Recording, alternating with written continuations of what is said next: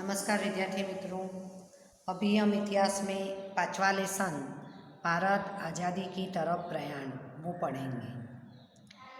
अभी हमने देखा कि गांधी जी 1915 में भारत आए और उसके बाद उन्होंने पूरे भारत में परिभ्रमण किया, प्रवास किया, जो हमारे देश के लोगों की स्थिति है वो देखी और उन्होंने समझा।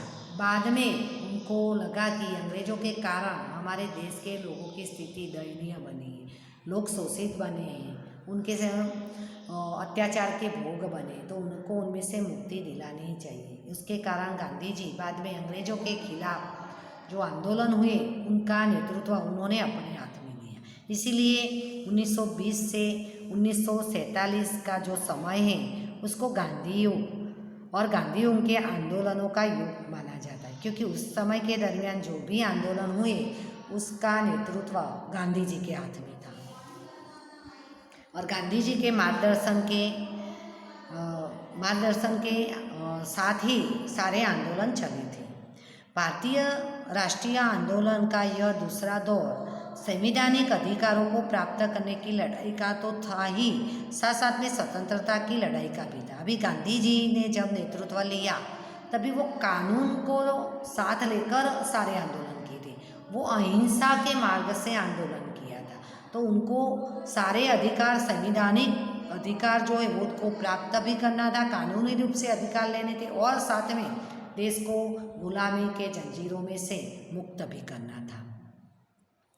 तो इस आंदोलन के जिन प्रभावों में से गुजरे और उसका एक संयुक्त प्रभाव खड़ा हुआ, उसका यहाँ पर वो सारे आंदोलनों का इस चैप्टर में हम अभ्यास करेंगे। तो अभी हम देखेंगे साइमन कमीशन, जब उनकी नियुक्ति हुई 1927 में। अभी हमने आगे देखा था कि मॉन्टेग्यू चेम्सफोर्ड 1919 में उन्होंने एक सुधार किया था, कि वो सुधार इसीलिए किया कि उन्होंने देखा कि भारत में हिंदू मुस्लिम एक होकर अंग्रेज़ों के खिलाफ कोई ना कोई गतिविधियाँ कर रहे, कोई ना कोई योजना बना रहे, कोई ना कोई सत्याग्रह आंदोलन कर रहे, तो उनको दबाने के लिए उन्होंने भारत के लोगों को थोड़ा अपनी तरफ आकर्षित करने के लिए, उनकी राय अपने और की बदलने के लिए उन्होंने थोड़े सुधार भी किए।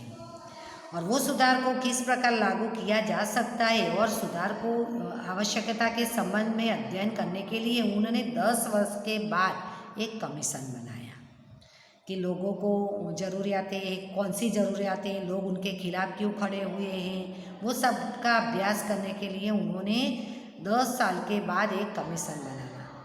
10 साल के बाद एक कमीशन उनको बनाना, लेकिन 2 वर्ष पहले ही साइमन कमीशन की नियुक्ति की गई।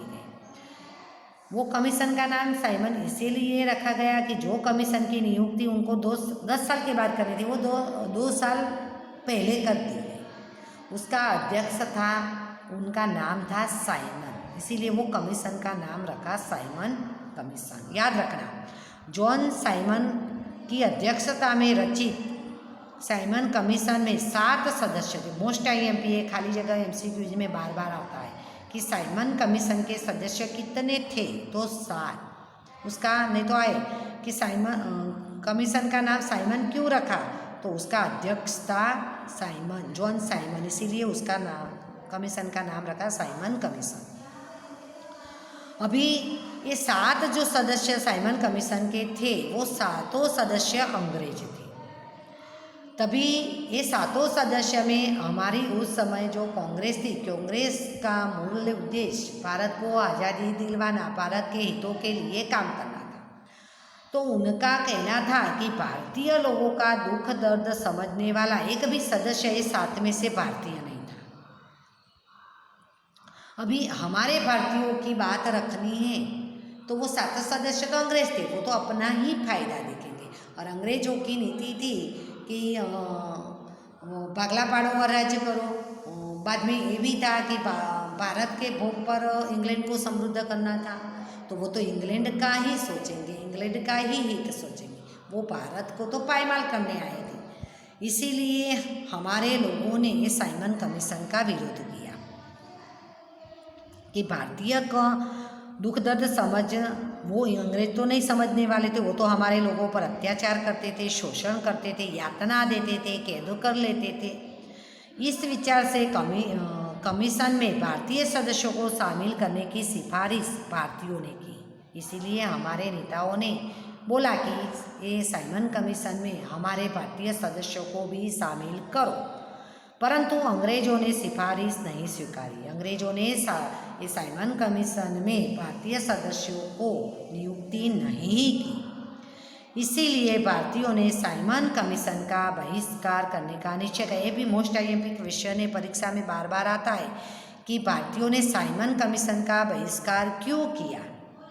तो भारतीयों ने साइमन कमीशन का बहिष्कार इसीलिए किया कि साइमन कमीशन के कुल 7 सदस्य थे, वो सारे अंग्रेज थे।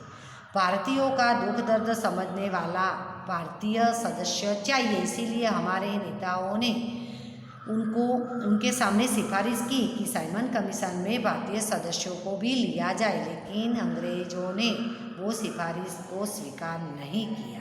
इसीलिए हमारे देश के लोगों ने साइमन कमीशन का बहिष्कार किया, त्याग किया। साइमन कमीशन ने भारत आगमन के समय लोगों ने, अभी साइमन कमीशन इंग्लैंड में ही बना था, जब वो भारत में आने वाला था तभी हमारे देश के लोगों ने सभाएं भरी, जुलूस से निकाले और कहा साइमन गो बैक के नारे लगाए और काले झंडे फहराए। इस तरह विरोध किया। साइमन कमीशन का भारत के लोगों ने किस प्रकार विरोध किया, तो जुलूस करके, सभाएं भरकर, साइमन गो बैक के नारे लगवाकर और काले झंडे फहराकर उसका विरोध किया। उसके विरुद्ध सरकार ने दमन नीति का उपयोग किया। अभी लोगों ने विरोध किया तो अंग्रेज सरकार ने लोगों पर दमन नीति किया। वो दमन नीति क्या करते, हम सब जानते कि लाठीचार्ज करते, लोगों पर कोड़े बरसाते और जेलों में बंद कर देते।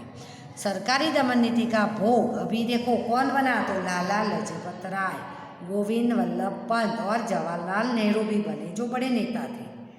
लाहौर में जुलूस में क्या नेतृत्व अभी ये लाला लाजपत राय ने किया था। तो वो वहाँ पर अभी लाहौर में जो जुलूस निकाली थी तो उसके नेता थे लाला लाजपत राय। और तभी अंग्रेज सरकार ने जो दमन नीति अपनाई, लाठीचार्ज किया, उसका भोग ये लाला लाजपत राय बने और वो घायल हो गए और थोड़े ही दिन में उनका अवसान हो गया 1919 में। याद रखना लाला लाजपत राय की मृत्यु किस प्रकार हुई थी, तो साइमन कमीशन का विरोध करने के लिए उन्होंने एक सभा जुलूस निकाली थी, उनका नेता थे और उस समय जो अंग्रेजों ने लाठीचार्ज किया उसमें वो घायल बने थे, उनके कारण उनकी मृत्यु हुई। थोड़े दिन के बाद वो मर गए।